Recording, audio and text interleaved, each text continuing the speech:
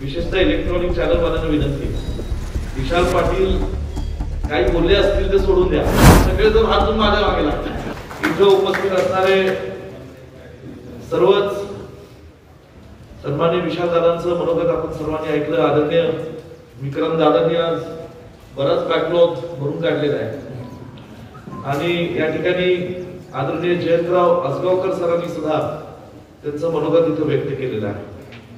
प्रथमतः सर्व पत्रकारांना आणि विशेषतः इलेक्ट्रॉनिक चॅनलवाल्यांना विनंती, विशाल पाटील काही बोलले असतील ते सोडून द्या, कृपया करून त्याची फेक न्यूज करू नका, माझी विनंती तुम्हाला।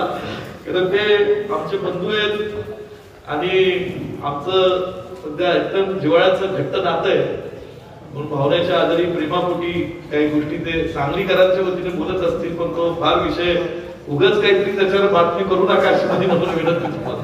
आणि सगळेजण हातून माझ्या मागे लागतात।